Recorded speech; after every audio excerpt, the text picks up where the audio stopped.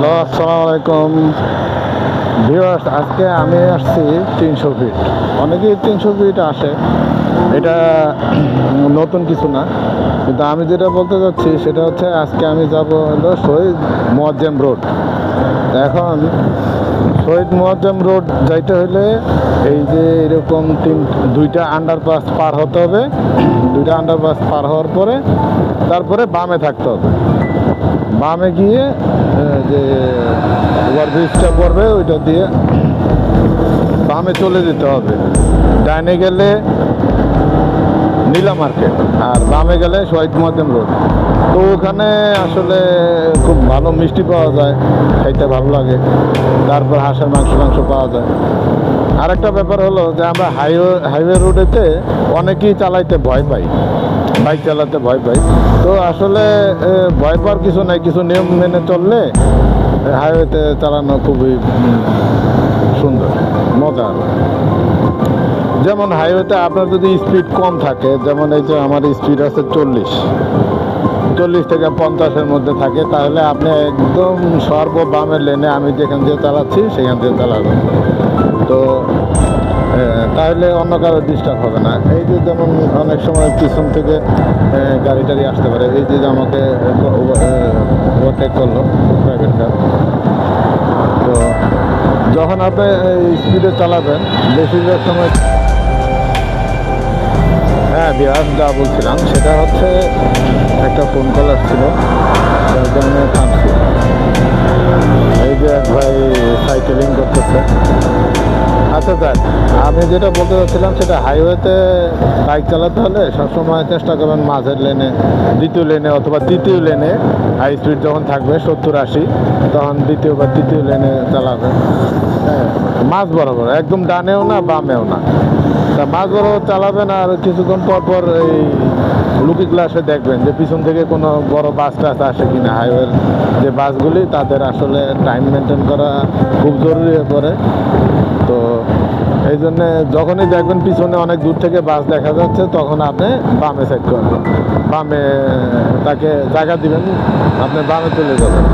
আর সাধারণত বামে কম চালাবেন, কারণ বামে চালালে হবে কি যে অনেক সময় হাইওয়েতে যেমন দেখা যায় যে বাম সাইড থেকে একটা অটো রিক্সা বা একটা ওই যে অটো মিশুক বলে যেটা, এই বা একটা 3 টন ট্রাক বেরোলো বা ছোটোখাটো একটা পিক আপ বেরোলো। তো হঠাৎ করে যখন বেরোবে, আপনি যদি বামে থাকেন তাহলে অনেক সময় আর ডানে কেউ জায়গা দিতে পারবেন না। আর যদি জায়গা দেন বামে, ওই অটোর সাথে আপনার লেগে যাবে। এখন এই যে আমরা যেখানে যাচ্ছি সেটা হচ্ছে এই যে দুইটা আন্ডারপাস পার হওয়ার পরে এরপর আপনি বামে থাকবেন। এই যে আমার মতো এরকম বামে থাকবেন। এই যে সামনে ডিভাইডার দেওয়া আছে, আপনি ডানে না গিয়ে বামে যাবেন। বামে গিয়ে একদম বরাবর বামেই নামবেন। সামনে বামে একটা ওভারব্রিজ আছে, ওই বাম দিয়ে বামে চলে যাবেন। আমরা ওখানে যাচ্ছি। আচ্ছা, যেটা বলছিলাম সেটা হচ্ছে যে হাইওয়েতে কীভাবে চালাবেন। হাইওয়েতে কখনো কোনো গাড়ির পিছন ধরে চালাবেন না, যে হ্যাঁ আমি ওই গাড়ির পিছন চালাচ্ছি, হ্যাঁ তাইলে আমি সেফ। আসলে তা না। আপনার সামনের গাড়িটা যে কোনো মুহূর্তে ইমার্জেন্সি ব্রেক করতে পারে।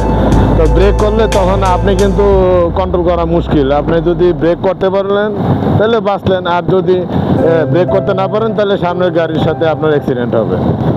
তো সুতরাং ওইভাবেই চালাবেন।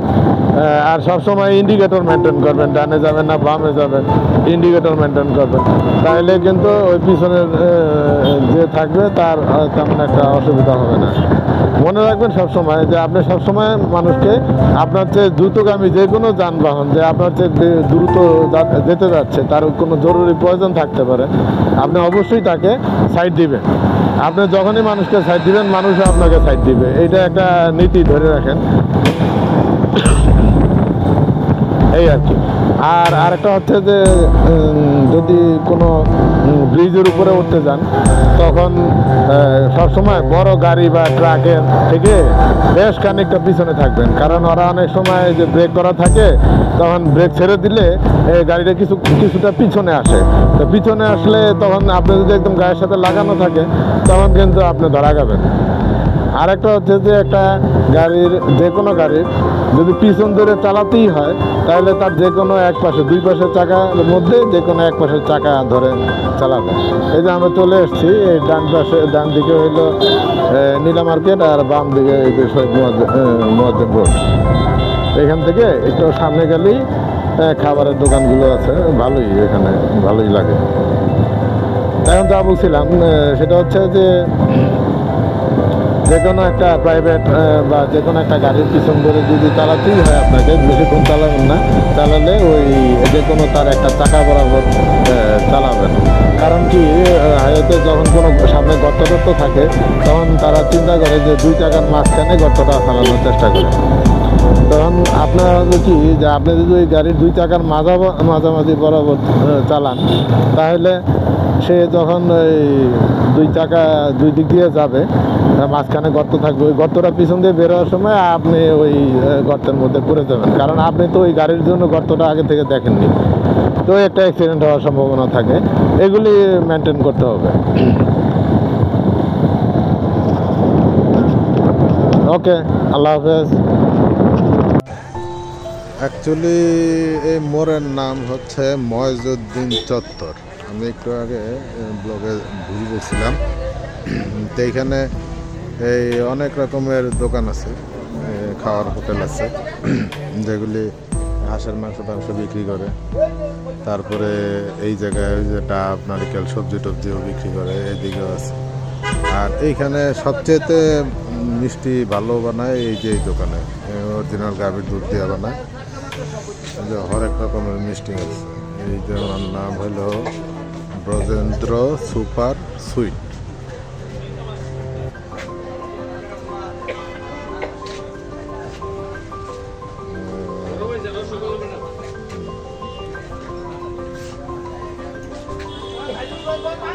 ভাইজান এইটা দুইটা দেন, দুইটা বাড়ি। এটার নাম জানি কি, শর্মালাই। দুইটাতে আলাদা দেন।